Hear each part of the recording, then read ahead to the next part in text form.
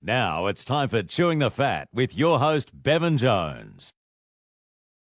Well, g'day and welcome to another edition of Chewing the Fat. Bevo here, joined today by Robbie Cornthwaite at the Fred's Cafe up in Aldgate. Mate, great to have you on Chewing the Fat. Of course, you played for the Socceroos, played for Adelaide United, Western Sydney Wanderers, and you've spent a bit of time playing overseas as well. You've had an amazing career. Talk us through it. It actually started overseas in England, then you moved to Australia, and then how'd you end up at the Reds? Talk us through that. Yeah, basically I was just playing local football, played for Adelaide City Juniors for about 10 years, and just sort of when the NSL finished, the A-League was getting started, and you know, in those days you needed to have 3 underage signings, so 3 players under 20. Adelaide United decided to go for all local kids, so I trained and trialled with the team for about 8 months, no pay, and then luckily enough got a 1-year deal, and then was able to sort of find my way from there, and as you say, have a decent enough career, I suppose. Pretty handy. Bit of time in Australia, bit of time overseas. Let's talk about 2008-09 because that was an amazing year. You played, of course, in the Asian Champions League with the Reds in the A-League and as well in the FIFA World Cup. Talk us through that. Yeah, I mean, that was obviously one of the most famous sort of times as a club for Adelaide United, and I mean I was only like 23 years old at the time, so it was a bit of a whirlwind and a bit of a dream, but just made history, I suppose. Unfortunately we didn't get to go all the way, but just that whole experience travelling around Asia, and I suppose that's where the sort of feeling of Asia for me started. We used to go to places like Pohang Steelers, and we used to say to each other, oh, do you reckon you could see yourself living here if you got an offer? And some boys would say, nah, I don't fancy it, but funnily enough, 3-4 years later I've ended up in playing in South Korea for 4 years in a tiny little town. I think there was about 100,000 people there, and it was probably the best time of my life, best time of my career. So that Asian Champions League sort of opened up the doors for me and a few others as well. We'll get to that in a moment. Obviously you had to sort of bide your time in terms of getting into the starting lineup for the Reds. You had to wait those few years, so 2005 you were first signed up, and then you had to wait till 2008-09 to get your first starting gig with the Reds. Did you contemplate sort of changing clubs during that time, or? No, I didn't. To be honest, I don't think I was probably good enough to be able to get another club, and to be able to change. So, some great players, Michael Valkanis, Ange Costanza, who you've had on the show before, Christian Rees, Aaron Golding.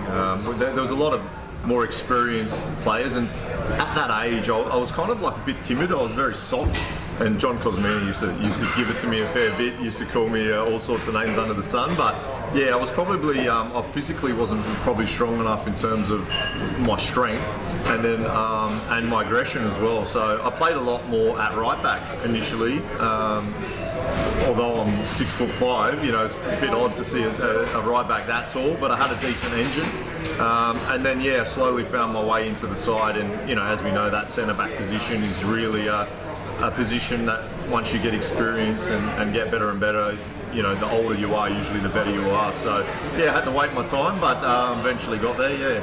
And 2009, you made your debut for the Socceroos against Kuwait. Talk us through that. That must have been amazing to represent your country. It was, no doubt, but it was kind of, with an asterisk next to it in my mind anyway, because it was an A-League based Socceroos side. So as much as it was a great honour, and the fact that I came off the bench late in that game, I think it was a draw down in Canberra, shows how good my memory is. I wanted to make the full Socceroos, so to be able to then do that years later and play, get a little bit of a run and spend some time around some of the boys like Tim Cahill, Lucas Neal, and all this, that obviously means a lot more to me than the fact that I debuted in an A-League sort of base side, and I came on as a striker late on in that game. So like I say, it's got an asterisk next to it, but obviously still incredibly proud.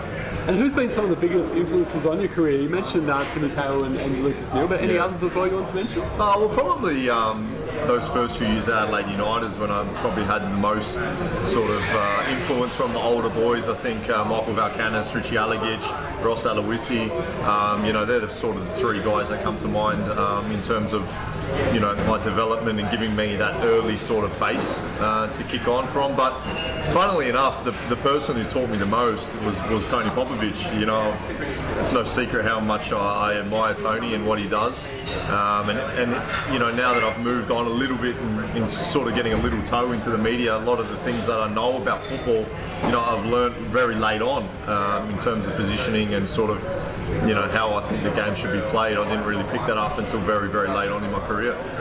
In 2011, you mentioned before, you went over there and played in the K-League with 100,000 people as a population, so a bit of a change from the A-League. But this must have been really special for you to play overseas for the first time. Yeah, I mean, as a kid growing up, you want to play overseas. Obviously, Europe's the main goal, but the +1 rule, the rule that came in to say that Asian quota players can move around leagues, and Australia was considered Asia. That opened up the doors to players to go to China, Japan, and Korea. And when I got the call on a Thursday, I was about to book a holiday to Bali, and they said, can you come? I had no idea who the team was. Obviously, I just knew it was a stronger league. Financially, it would be a lot better for me to go there. Within 2-3 days I was there, and when I landed I was just like, whoa, where the hell am I? It was quite daunting. They put the pressure on me straight away to say, we brought you here to be the leader, to control, to this, and I still had doubts about my own abilities at that age. I still didn't think I was that good a player. So to go there, develop, learn, become a better player, become that leader, and just players go there and last 6 months. I stayed for 4 years, so it's pretty pretty proud of that achievement. And then when I did get a couple more moves later in my career, I kind of relished those moments of getting dropped in a new town, knowing where nothing was, and sort of finding things, finding cafes, finding restaurants and things like that. So just an amazing experience. I loved Korea, and I wish I could go back and do it again. In 2016, you came back and played the A-League again with the Western Sydney Wanderers. Did you kind of playing for the Reds again, or?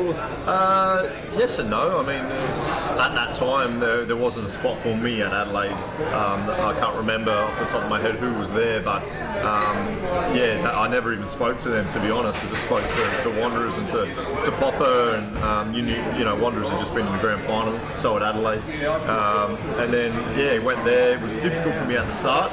Spent probably 5-6 weeks in the youth team, playing the reserves, and then you fast forward 6-8 months later, and I was the captain. So it was a wonderful time. I honestly wish I got played there.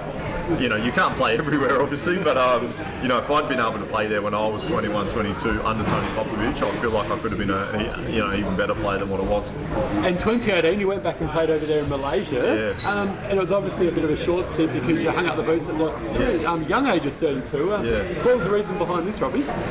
Just probably wasn't enjoying it that much. I went back to Malaysia for financial reasons, basically. I mean, Josip Gombau was at Western Sydney. Everyone knows how that turned out, and they offered me a new contract. At the same time, I got this offer to go back overseas, and I thought, financially, I might as well just do it.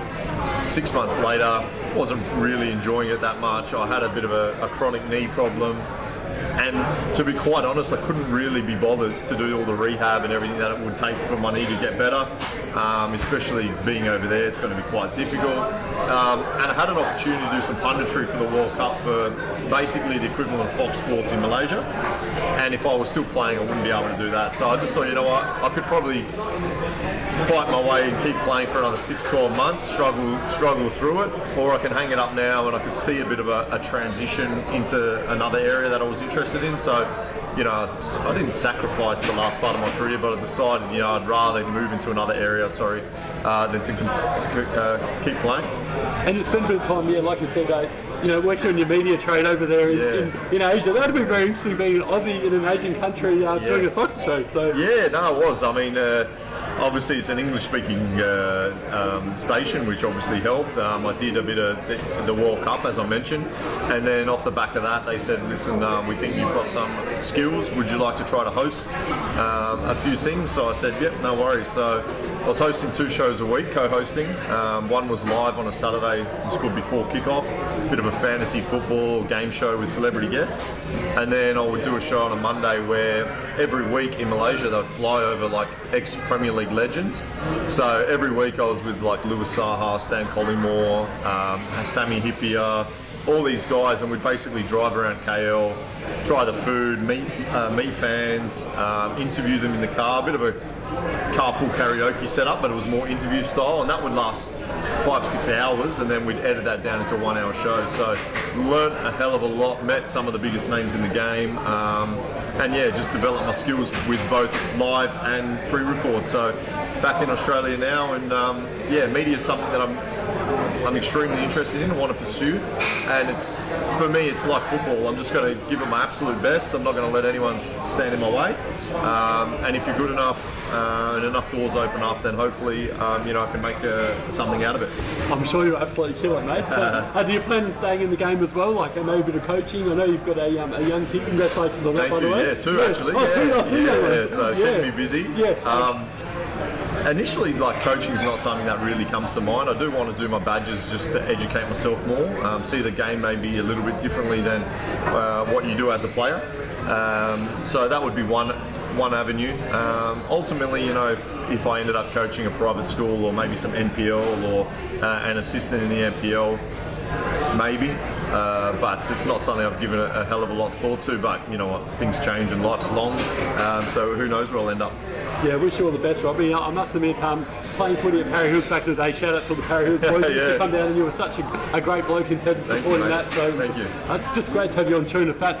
Shout out to Ellis Galios for filming for us today, and also some great research he's done to find out a bit more about Robbie and help me out. That's just awesome. Yeah. Thanks, Ellis, for that, mate.